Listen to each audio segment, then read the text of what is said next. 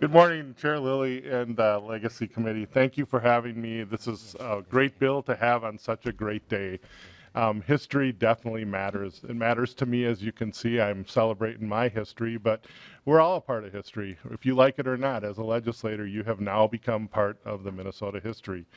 One of the things that I loved is not really loved because the legislators, my colleagues that were there during the pandemic, legislated through that mess. And one of the things that kept me balanced is was able to go back to history books of the 1918 pandemic, and the same arguments that we held between us and things like that happened back then to the same legislators. So it's kind of neat to make sure that we document our history because it matters, good, bad, or ugly. We need to have it. So today we're going to talk about House File 2566. This file basically, as we look back at the legacy amendment itself, Minnesota Constitution, one of the purposes is to preserve Minnesota history, recognizing the important role as history plays in our state's civic and cultural life. In our education system, our young learners, lifelong learners, such as those exploring family history, and who also enjoys visiting historical places. You'll see the buttons. You want one? I'm sure these gentlemen will help you with it. That say history matters, and believe me, it does. With me today, I have our two renowned gentlemen from the History Center, or from the Historical Society. I keep calling it the center. I know it's a society. So they are here to testify on the bill. Chair Lilly, if they could go ahead and do such. Thank you. What was your name again? No, Representative Hewitt. Thank you, President. Exactly. Director Whitworth. Go ahead, sir. Thank you, Chair Lilly. My name is Kent Whitworth. I serve as the Director and CEO of the Minnesota Historical Society. And thank you, Representative Hewitt, for bringing this bill before the committee. Mr. Chair, members of the committee, we appreciate the opportunity to discuss history projects this morning. A very appropriate time to do so, as Representative Hewitt pointed out. We'd like to cover a few things that we did not have a chance to address when we were before the committee doing an overview just a few weeks ago. You have a copy of our annual Legacy History Report, which covers our legacy expenditures for fiscal year 22, including a listing of all the grants made in that same time frame. The last time we were before the committee, we covered the structure of the history legacy appropriations. And it's just a very quick reminder, the structure for funding in previous years is outlined, I believe, on one of the early pages. I think it was slipped in as to your legacy report, and David's got a copy there of the 4 or 5 buckets, if you will, of funding.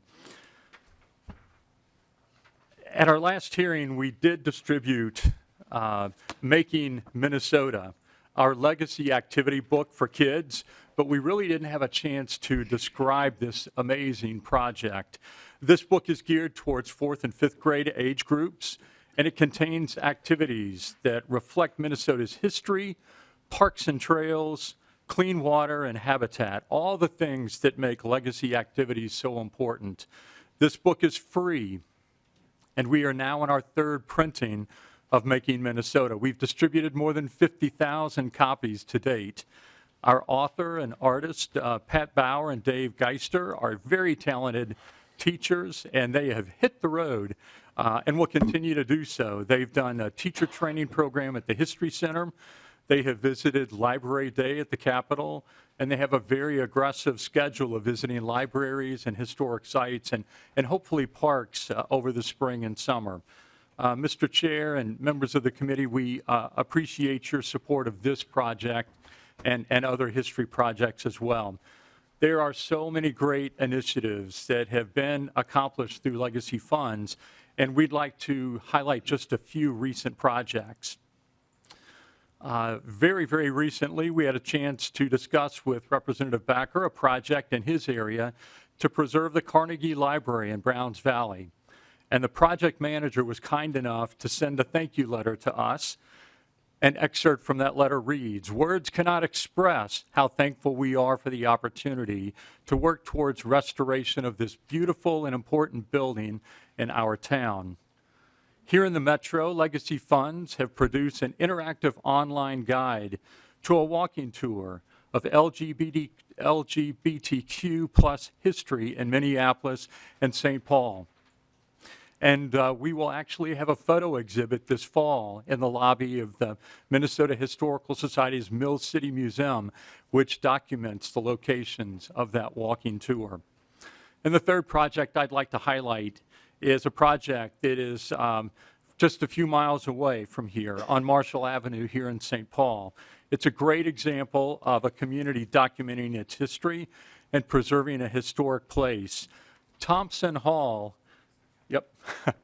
Thompson Hall in St. Paul has been an important social gathering place for Minnesota's deaf community for more than 100 years. With the help of Legacy Funds, Thompson Hall has been doing planning to preserve its National Register of Historic Places building to try to make that space more accessible. And we were pleased to feature Thompson Hall in the most recent issue of Minnesota History Magazine. There are literally thousands of important projects that have been funded by History Legacy dollars. Communities preserving their own history and sharing with others so that all of us can learn more about our past. Mr. Chair, with your permission, I'd like to turn things over to my colleague, David Kelleher, Director of Public Policy and Governmental Relations at the Minnesota Historical Society, to describe the budget request contained in the bill. Thank you, Director Whitworth. Director Kelleher, go ahead when you're ready, sir. Thank you, Mr. Chair, members of the committee. For the record, I'm David Kelleher, Minnesota Historical Society. Mr. Chair, I'd like to spend a few minutes on budget numbers contained in this bill. At our last hearing, we mentioned the Minnesota History Coalition, an organization of organizations who do the history work across the state.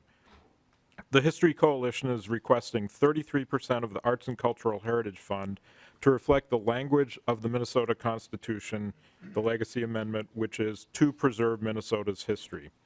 This request from the History Coalition is reflected in this bill: funding for history grants, statewide history programs, history partnerships, statewide and archaeological and historic surveys, and the Minnesota Digital Library. There's tremendous demand for grants, typically 2 times the dollars available, and much work remains to be done in our statewide work to preserve history.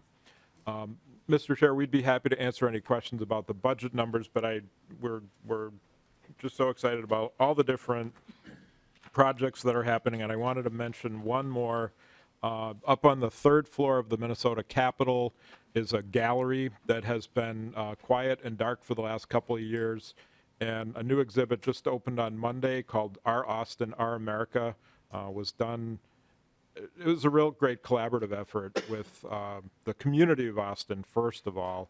The Department of Administration, the State Arts Board provided a grant for that photo exhibit, and we helped to put the exhibit up. It's beautiful, it's colorful, and it tells the story of residents of Austin who maybe moved there recently or have lived there a long time. So I'd encourage you to stop by the 3rd floor gallery in the Minnesota Capitol. Mr. Chair, with that, we're happy to answer any questions. Thank you, Mr. Kelleher, and I know you're here at every meeting, and that means a lot to me. So if members have questions, that's appreciated by the chair and others. And I see a lot of our presentations that come through here. You know, I kind of try to channel people to go to you, and I know that you are, and will continue to be responsive to those questions. And Vice Chair Hussein and I were able to see the exhibit. We went off the House floor. I think Representative Mueller mentioned it on the House floor. So if you do get an opportunity to go up to see that display, I need to get back, but I was really, the photos, like you said, are really amazing. I would have totally recommended to check it out. I would have Vice totally Chair Hussein. recommended to check it out because how diverse and beautiful pictures are in Austin, Minnesota. I never thought about it, until I see on my own eyes. So it was beautiful pictures, and I would have recommended my colleagues to check it out. Thanks. Representative Becker. Yeah, Mr. Chair, thank you. And thank you for sharing that letter from Browns Valley there. And I know our historical society works really hard. My question, somewhat of a new kid on the block, what process does your society do to, when grants are awarded, to verify, or if you want to use the word audit, to make sure that they're being used for what they're supposed to be used? Because obviously these are public dollars. So thank you, Mr. Chair. And Mr. Kelleher? Thank you, Mr. Chair, Representative Backer. That's a great question. We have a grants office that helps grantees from beginning to end. They hold open houses, and to Chair Lilly's point about learning about the grants process and learning about the dollars that are available, they hold open houses to explain to potential grant applicants how the process works. We have an online grants management system, so all the information is contained so that our staff and the grant applicant can have access to the same information. The decisions are made for recommending which grants are going to be funded by a citizen advisory committee called the Historic Resources Advisory Committee. We call it the HRAC for short. That citizen group typically spends 2 days in the fall to recommend grants, larger grants over $10,000 to our board, which makes the final approval on those. After the grant is awarded, we write up a grant agreement with the grant recipient that spells out exactly what the grant recipient is going to do for that funding, all the requirements in state law that they must follow.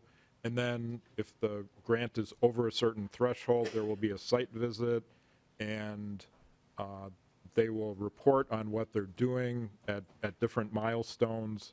And there's a final report before the final dollars are released, depending on the size of the grant and the type of work that is done. So the grants office is keeping an eye on the project all the way through, beginning to end. And the letter that we pulled the quote from was from the final report that recipient submitted all their final information and went the extra mile and sent a thank you note to us, which we really appreciated. So, Mr. Chair, I hope that answers your question, Representative Backer. yeah, thank you. Chair Vang. Thank you, Mr. Chair. I think one of the things I remember about Minnesota Historical Society is when you guys did the 40th year Hmong exhibit, and it was a great exhibit. I think it's one of the first time the Hmong community has saw themselves as part of Minnesota history. And a lot of our elders, this is something that a lot of our elders really cherish because they have a lot of cultural assets that have been passed down from many generations. And they see the Minnesota Historical Society as a grandeur institution to preserve that. However, I heard that after that exhibit and after the elders have given the society cultural items for you guys to preserve, I heard that you guys sent just a letter back to them to say to just go pick up their things. So I don't know, your mission is to preserve Minnesota's history and cultural heritage. So how do you authentically continue to do that as our communities continue to be more diverse and be a part of Minnesota's fabric? To put it bluntly, it was quite disrespectful to our elders. And so I'll leave it with that, Mr. Chair. Director Whitworth, do you have a comment? Thank you, Chair Lilly and Chair Vang. I am aware of that situation. My understanding is that unfortunately that type of communication was initially sent, but I think we have been able to rectify that. We have apologized. We understand how disrespectful that was. It was a situation, unfortunately, that whether it was an internal breakdown between exhibit staff and collection staff, but my understanding is that most all of those collections that were included in the exhibition are in the process or have been accessioned into the permanent collection of the Minnesota Historical Society. Chair Vang. Thank you, Mr. Chair. Well, I hope that the society continues to look at how we can continue to be authentic in building relationships with, not just among community, but as communities continue to build a home here and be part of our history. Our communities don't have capacity to continue to hold these important cultural artifacts and assets.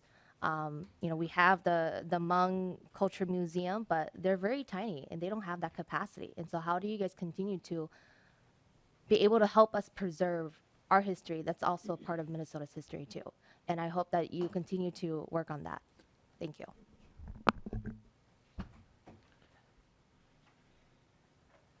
President Whitworth, or Director Whitworth. Chair and Representative, thank you. We are absolutely committed to improving our procedures and strengthening those long-term relationships. So, I know from past experience, because I've asked you these conversations after the Somali exhibit, and then I know you've kind of had an interaction of ongoing of making sure some of those artifacts, but I wasn't aware of this other. So I know I think the Somali was afterwards, so maybe you had learned from some mistakes maybe or some missteps. Director Whitworth. thank you, Chair. I think we are continuing to learn and hopefully grow in our capacity and our ability to build long-term relationships with all Minnesotans. Just a note about the Somali exhibition, one of the end results of that relationship leading up to the exhibition is we had a couple of colleagues on staff actually join the board of the Somali Museum. So hopefully that's an indication of where our heads and hearts are in terms of the depth of the relationships we're trying to build going forward. Representative Cha. Thank you, Chair Lilly. As Hmong Americans, we have a really rich history. It goes over 5,000 years. But it's non-existence because we've been persecuted. We've been, our history hasn't been recorded, So what we have left is the liberty and freedoms that we have here in America. We're not fighting just for Hmong Americans in America. We're fighting for Hmong Americans or Hmong in general all across our countries, all the way back to Asia. There's a certain responsibility as a historical society to honor our community as we've been here since 1975. We didn't choose to come to America. We're refugees of a war that was set upon our community and our people, and we're here as refugees. That means we can't go back to our country. So everything that we're building in America is all we have left of our thousands of years of ancestral history in our elders. And that's the important of the history that Rep. Vang was mentioning to you. But I have a question here. Can you tell me the process here of your selection of your HRAC and your Minnesota Historical Society Executive Council? Can you walk me through the process of selecting members to these committees? Yes. Director Whitworth. Thank you, Chair and Representative Cham. So you were asking both about the Executive Council, the governing board for the organization, and for the Historic Right, your Resources selection Advisory Group, yes. I will talk about the governing board, and then I may turn to David Kelleher to talk a little more about HRAC. But we have a governance committee within the Executive Council, which is our governing board, and they are constantly looking for potential candidates for the board. It's an ongoing thing. It's not something we just do a couple of months before the annual meeting, so to speak. We have actually got a very detailed matrix, set of metrics that look at ethnicity, that look at geography, that look at professional expertise, and community engagement. So when in our mission, and I think we talked about this at the last visit with the committee, our mission statement says we serve all Minnesotans, and we are, as I said earlier, very committed to leaning into that. And so I think if you look at our board over the last 5 to 10 years, you see much more diversity in all of those categories that we've talked about. So happy to visit one-on-one and actually show you the metrics that we use and how we handle that. But frankly, I'm grateful that that's such a strong commitment of our governing board, and that it's not staff-driven. The governance committee is actively engaged in that work. So, and we have had Hmong representation, leadership, committee chair level representation on the board in the last few years. We will continue that.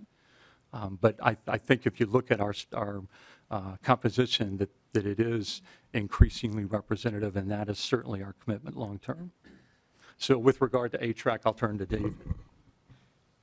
Mr. Chair, Representative Cha, I guess I would say a couple things. There's a listing of the HRAC members in this report that shows the professional qualifications, and the legislation that appropriates funds for the grants program sets out who's supposed to be represented on the HRAC by professional discipline.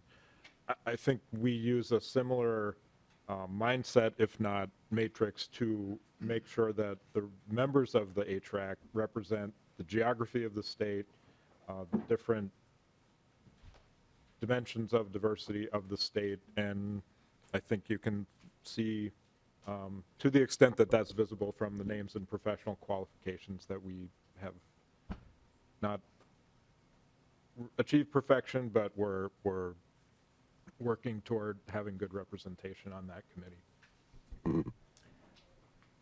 Representative Cha. Thank you, Trilly. Well, thanks for the information about, having past, API members on your board. When I look at your Minnesota Historic Society Executive Council, I'm looking at these names. And if you look up here, you see 4 Hmong Americans sitting on this council. When I look at this, I'm looking for API names. I want you to take that into account, because it's been a challenge to get the seat at this table, but we're here. Thank you. Representative Lee. Chair Lee. Thank you, Mr. Chair. Maybe Director Kelleher, paragraph C, funding for partnerships. Can you tell us the current partnerships that you have, and then the type of work that is being accomplished by this partnership, specifically on preserving and enhancing access to history and cultural heritage? Director Kelleher. Mr. Chair, Representative Lee, if you take a look at this report, there's a listing of the different partnership activities on page 37, and there's a tab that says partnerships. Just trying to pick a few out at quick glance. One of the partnerships that you all have been exposed to is our partnership with the Northern Bedrock Historic Preservation Corps that teaches young people about the trades and the opportunities within the historic preservation field. The other area that I would mention is that the activities of our community engagement department, when we were here before, you met our colleague Avi Vishwanathan, who leads that effort. A lot of those efforts, including Native American initiatives and other community engagement work, is funded through the partnership area. Chair Lee. Thank you, Chair. So, Director Kelleher, when I think about partnerships, I'm thinking about the partnerships that you have with other organizations throughout the state. And as we can see with the agenda that we have today with the chair, at least 5 of them are smaller museums, I would say, across the state. And the total request here is about 7.25 million. And when I did a rough math of the request of the 5 programs in here, it's about 2.045 million. And so in the event that these other museums coming up today that they're not going to get their funding in a appropriations bill, and this one does. Can we expect that the 5 other museums coming up today will be able to tap into this funding stream or not? Because it seems like, just looking at the report, it's not really listing anyone in particular. Maybe I'm just not, looking at it clear enough, but it seems like they're just looking at building capacity, preservation education, diversity outreach, and so not necessarily targeting these specific museums throughout the state. Mr. Chair, Representative Lee, the definition of partnership is multiple organizations working together, and those can be either Minnesota Historical Society working with another organization, or 2 or more other organizations working together to achieve a history project. We may or may not have spelled out explicitly who the partners are, but they are by definition projects where multiple organizations are working together. To your question, if there are some organizations out there that want to partner with us or partner with other organizations, absolutely, that's what this is for, to work on. And they can contact me or Avi or our grants office to learn more about that, and we welcome that. That's what this funding is for. Chair Herr, and I'm sorry to the people following, we're 17 minutes behind, but I really value the question. So, Chair Herr. Thank you, Chair Lilly, and thank you for the testifiers and represented here for the bill. I too really enjoy what you all have to offer, and so this is not necessarily criticism of any one of you, but I guess just to offer Representative Vang's point, I just learned very recently too that there was a couple of individuals, an individual where you actually worked with in order to secure a lot of these the artifacts for the exhibit, and I asked him how much he got paid to do that, and he said very minimally.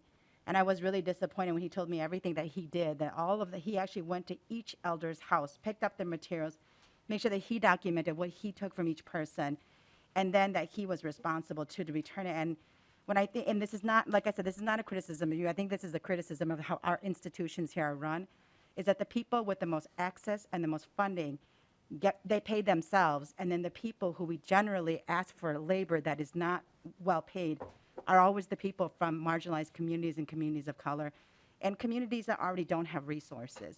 And so I guess what I'd like to just challenge all of you is that in the future, as Rep. Lee was talking about partnerships, when you are in community, working with community, pay them. Don't pay yourselves and your programs for what you are doing and then ask them to do all of this labor and not give them what it is that they should be getting. And so I don't know if you want to speak to that a little bit, but I really just wanted to make sure that we make that comment because we have to decide that we're going to change how institutions operate.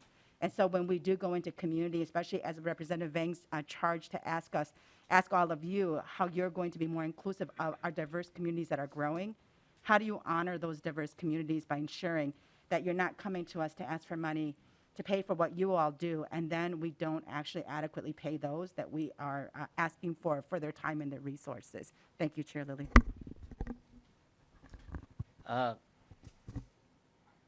Director Whitworth. Chair Lilly, Representative, thank you so much, Representative Vang. I was not here during that project, so I'm not very familiar with that particular budget, but I can speak to more recent efforts, and I'll just use Dakota Community Council as an example, where we have tried to be very proactive in making sure that that the work that's done on behalf of Minnesota, and in some cases the Minnesota Historical Society, is appropriately compensated, and the travel and all those kinds of expenses are covered for the very reasons you mentioned. So I'd like to think that maybe we are continuing to learn those important lessons, but would be happy to visit offline a little bit more about the specifics behind that particular project. Thank you. So, thank you. I think I'm glad we've had an opportunity to hear some good things and some of the things where we can do clearly better Representative Hewitt, final comments. Thank you, Chair Lilly, and thank you, committee members, for the robust discussion. As you even heard in this room today, that history matters, and the only way we change history is by reading it, learning it, and not doing it again if it's poor. So I appreciate the discussion. We can always do better and not repeat our problems. So thank you, committee, and hopefully, Chair, you can consider this for your omnibus. Thank you. Thank you, Representative Hewitt, and thank you, the Historical Society team. Thank you.